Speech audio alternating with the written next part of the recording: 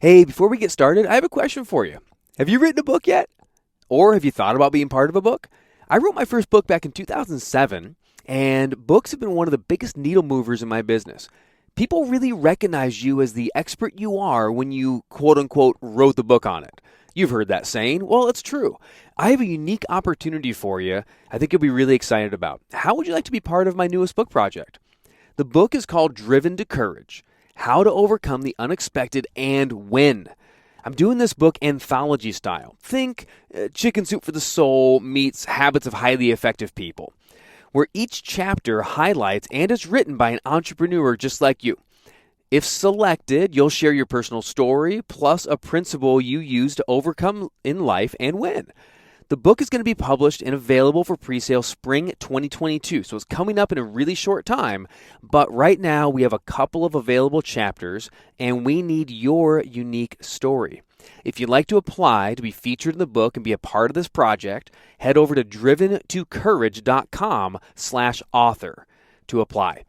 Think of it. You will actually be an official co-author along with me and some other wildly successful authors like my friend Ruben, the 4-time Olympian, and many, many others. This can be the year you take over your niche through the power of authorship. driventocourage.com/author to apply. Welcome to the Driven Entrepreneur, where we sit down with visionaries, trailblazers, and entrepreneurs and discover why and how they do what they do. We'll get the backstory, plus plenty of life and business lessons along the way. Here's your host, Matt Brauning. Welcome to the Driven Entrepreneur, the go-to plan for coaches, authors, speakers, and entrepreneurs of all kinds to start, grow, and profit a business that you love. I'm your host, Matt Brauning, and today we have opened up the email bag. We're going to your questions, taking your questions. This show, if you listen to any length of time, sometimes we do long-form interviews with other driven entrepreneurs like yourself. They share their origin story and some success stories. But today we're going to the mailbag. I want to answer some questions and get direct into some business coaching and some entrepreneur teaching. Our question today comes from Melissa Hughes over in Grand Rapids, Michigan. Melissa says, what is the number one thing you wish you would have done in your first year as an entrepreneur? That's a really good question, Melissa. Like a super, super good question. What's the number one thing that I wish I would have done in my first year as an entrepreneur? Well, for a little context, especially if you're new to this show, I've been an entrepreneur for 20 years. I'm 42 today, so I don't know. I'm not old and I'm not young, but I started my first business at the ripe old age of 22, or I was 21. I turned 22, I think, within a few days. But either way, it's been 20 years. I've ran real estate business. I've ran real estate investing. I've done a mortgage business. I've done financial coaching. I've ran an association. I've had a few different speaking and coaching businesses. I've had a partnership doing training and coaching. And, of course, doing this broadcast and media, doing the radio show. So I've had a few different businesses over the years. And I think the number one thing, Melissa, I would do is start with the end in mind. And I know this seems simple, but I've been reverse engineering a lot lately in the last several years and helping and coaching a lot of new and startup entrepreneurs. And what tends to happen, same as I did, we come in with like the idea of maybe what I want to do or what I want to sell, something like that. And they tend to start with like an opportunity in front of you and then start to walk out the path. Like, hey, I have this speaking opportunity. Or in your case, Melissa, I love you have blown up on TikTok. I'm looking you up here. And you can find Melissa on TikTok at mhughes79. mhughes79. And your website is Melissa Lee, that's L-E-A, melissaleehughes.com. And you have like 200,000+ followers on TikTok. You're crushing it. You teach people how to go viral with their videos on TikTok. You do a really good job of that. If I was in your shoes, and this is how I try to answer questions here, it's tough, but I think it's the best way to do it. If I woke up in your shoes and I was, a TikTok influencer, and I know from your story you were a working mom, 2 kids, and then one day it was like, hey, these videos went viral. What do I do with it? And so the most common thing when you start a business usually is, hey, this opportunity's in front of me, or this thing happened. I have the speaking gig, this social platform blew up. What do I do? And then we start to figure out what the next step would be. And then what the next step after that would be. What I would do in that first year is reverse engineer and go all the way to the end and plan out what the end game would be first, right? So what do I ultimately want to be doing? And start with that and then back up and reverse engineer. So would you ultimately want to be doing high-level coaching with private clients on TikTok? Or maybe you say, you know what I want to do is I'd actually like to be a brand consultant for big companies. And there's people that do that, right? And maybe you're doing big checks there and big contracts with corporations, helping them navigate this whole TikTok video thing. Or maybe you say, I don't want to do any of that. I want to do retreats. Or maybe I know you're a person of faith, and so maybe you want to help churches navigate social media, and that would be really cool. So just decide, what is it at the end game? Like, if you had your ultimate ideal client, a whole room full of them, what would you do for them? Where would you be in your genius zone? Where would you play full out and enjoy the process? Where and how much money would you make doing that, right? Because a business is your talent, your passion, plus revenue, right? Plus profit. If you're not adding the revenue thing, if it's just talent and passion, that is what we call a hobby or a nonprofit, right? A hobby or a ministry. But because you're asking a business question, I know that you have a talent, you have a passion, and you have a profit, and we need all of those things together. So I would look at what my talents and passions are, right? What am I great at and what do I love doing? And then what would I be doing for these clients in the end game, for the biggest clients, the best clients out there? I call them my elite clients. So I have programs that people can go through, this a group program, and I have online courses, and we have books, and there's different things we can do. You can listen to the podcast, but there's a small percentage of who I would call my unbelievably perfect ideal clients, and they fall into the elite client category. They invest the highest dollar amount to be coached as an elite client, but they also get the largest value proposition from me, where I can walk alongside them. There's a lot of private time, there's introductions, there's a lot of done for you types of services, and that sort of thing, right? So the first thing I think of is, what do my elite clients look like? What do I love to do? How can I help them the most with my real talents, not outside my wheelhouse? What's in my wheelhouse that I can do? What do they want? What am I going to charge for that high level? Now you might think, well, that's crazy. Like nobody wants that. Well, not yet, maybe. But you start with that in mind, and then I would backtrack. And then I'd say, okay, in order for someone to get to the level of elite client, what's a lower level, still very valuable, but maybe less value, and still great revenue, but lower revenue that people could come into that might be a stepping stone to move towards elite? Some places in business call that a funnel. I don't. I call it the ascending value structure. So if you're taking notes, as long as you're not driving, you can take a note on this. I call it the AVS in business. It's the ascending value structure. It's actually step 5 in my 7-step business building process. So if you're all the way to this point, step 5 is figuring out from the end in mind what's the ascending value structure. I think of it like a mountain. I've been a rock climber since I was 19, and I love climbing. I love mountaineering. And I still get up there sometimes, as often as possible, even though I live in Michigan and pretty flat and there's no mountains like frickin' anywhere.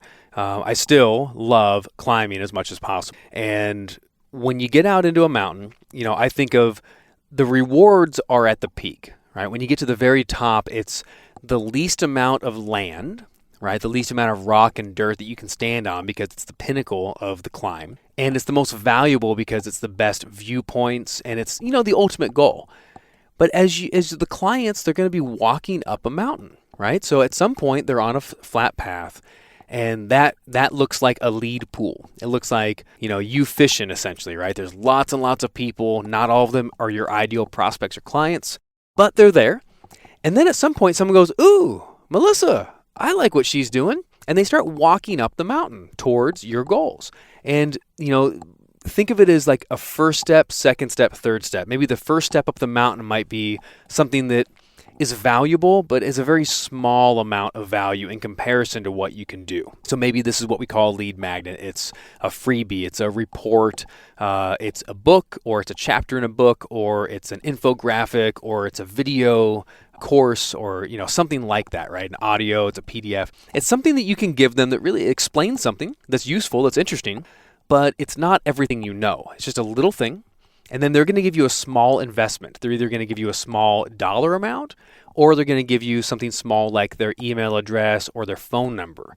That's the first step on the mountain. And then where would they go from there? Well, if they like your stuff, they would take another step up the mountain and they would probably invest more dollar amount to get way more value. And then you're somewhere in the middle of the mountain at this point. And then you end up at the pinnacle of the mountain, which is, hey, if they qualify, if they're the right person, and if you're the right person for them, then they're going to take your business or you, and they're going to hire you for the best, biggest thing you could possibly do. So that's the ascending value structure. I didn't quite figure on teaching that, but I think we need to teach that. You can have as many steps as you want. My recommendation is, start with about 3 in the beginning. It's like step 1, again, is something that's a freebie or very, very cheap. It's a trial. It's something they can jump into really easily and get some value that knocks their socks off, but it's not everything you have. Then they can take a step of solid investment, whatever that dollar amount is. And it depends on your business, right? It depends on your marketplace. A significant dollar amount might be $27 or it might be $5,000. Really depends on where you are and what you're selling and so forth, okay? But step 2 in that mountain should be kind of a mid-level value, mid-level investment, and you're getting a lot of people there, but not everybody is continuing up the journey. And you're weeding out people until you really hone in on like your ideal prospect or client. They're the ones that land the top. So maybe you have 1,000 people took the first steps on your mountain. Out of that, maybe 50 people or 100 people continue up to the mid-level. And out of that, you might have 5 or 6 or 10 that go all the way to the top. And if you look at that as a revenue stream, you can actually calculate and do some pretty good projections. You go, okay, let's see, I'm going to have, let's say, 5 people at Elite. What do you charge for Elite? I don't know, maybe it's $10,000. Okay, well, that's $50,000 in revenue. But how do you get those 5 people? Again, we start with the end in mind and you work backwards. So that means I had, let's call it 50 people out of the, you got 5 at the Elite, that's $50,000. And that means you had 50 people take that mid-level step. And I'm just making up a number, but let's say the mid-level step is $1,000, okay? And if they paid you $1,000, there's 50, that's another $50,000 in revenue. And in order to get those 50 people to buy a $1,000 product, you had to get 1,000 people for a freebie or something really cheap. And let's just call it free for now. So if you follow me on this kind of visualization here, you have this mountain, this AVS, the ascending value structure. And for the year, you have 5 elite clients at the top that generated $50,000 in revenue for this startup. Then you have in the middle of the mountain on the journey, you have 50 clients, a 10 factor of it, that have also generated $50,000 in revenue. That's $100,000 total for the year. To get those 50 and 5 out of the 50, you had to get 1,000 freebies and 1,000 people that are in your sphere, right? That are getting your newsletter, that got your free lead magnet, they're getting your email or text, that came to your webinar. Again, however you're delivering this information, you gotta have 1,000 of those people in there. And again, I'm just making up these numbers because the percentages and what they call conversion rates, they're going to change from business to business, industry to industry, and even from individual to individual, right? But it's not that far off, okay, that you could have 1,000 people and 5%, which is very low, converts to the next level up. And you can have steps in between, but that might be the first level step if you're a speaker, an author, a coach, a consultant, in that world of entrepreneurship. It might be a freebie right to 1,000, the 1,000 to high level 10,000. Now you can fill in your own numbers for whatever they are, okay, Melissa? But I would look at something close to that for what you do, and I know what you do. And the question now is, I reverse engineer from the top down. That's my $100,000 plan for the year, 5 elites, 50 mid-levels, 1,000 prospects in my AVS. Now the question is, how do I get 1,000 people to come into my AVS? Well, that means, depending on what platform you're using, you might need to get a certain number of people into your sphere. That means how many people need to watch my video, or how many people do I need to speak in front of, right, and so forth. So I don't want to overcomplicate this episode. I want to keep this question simple. The answer to your question is I would start with the end in mind, decide what my elite level looks like, top of the mountain, and then back up and from there decide what I could give and what I would charge for a mid-level. And then from there, back up again and say, what would I want to give for free or very cheap to introduce people to what this AVS is that I can help them with? That's the answer, and that's the Driven Entrepreneur answer for your question. Hope that was helpful. And again, if you want to check out Melissa, she got a great TikTok, actually. It's mhughes79 on TikTok. She's a mommy. She's a faith person, and she shares great videos and stories about encouraging and building up you and your family and everything else. And if you go to melissaleehughes.com, she has, I believe, it's a TikTok content blueprint, how to make viral videos. So make sure you check that out. And then, hey, check out All Things Driven Entrepreneur. If you have a question, I know you do. We got some questions that are stacking up now. And at this point, what we're doing is I'm taking questions on the website. So if you go over to mattbrauningpodcast.com, you can ask your question there. And hey, I love plugging and building up other people. So feel free. You can put in your business. You can put in your website. If you have a free gift, you can even put that in, and I will plug you. I'll plug your business as a thank you for asking a question and jumping in. We'll be back next week with another question from you guys, all about how to build your business. Next week's question is coming from Dennis Mellon, and Dennis's question, this is going to be a good one. He says, what's the single most important item or items to include in your call to action? So essentially, as a business owner or speaker, at some point, once you've connected and given content to your audience or your people, you're going to give a call to action. What's the most important thing to include in that? I'm going to go over all that and more next week. Thank you, Dennis, and thank you, Melissa, for your question this week. And thank you for listening to The Driven Entrepreneur. Remember, go to mattbrauningpodcast.com, and there's a little button you can submit your question, and I'll plug you and your business as a thank you. Let's have some fun. If you haven't already, make sure you drop off and give a review. I would love a 5-star review, however many stars you want to give. And I would love to give a shout out to, looks like RM Versio, Rosie Zelinskas. She gave a 5-star review, said, excellent show with Sean Wells. That was a great show. We talked about health. Rosie said, hey, Matt, I really enjoyed your show with Sean Wells. Sean proved a ton of really good information. I'm definitely going to try the tapping of the mouth while sleeping. Great show. Thank you for all the amazing content you deliver. Thank you, Rosie Zelinskas. That's an awesome, another happy person, another 5-star rating and review. You can, again, head over to mattbrauningpodcast.com and drop that off. I should appreciate it, and we want to continue giving great shout-outs for these amazing reviews. You guys rock. Stay driven. I'll see you next week as we answer your question.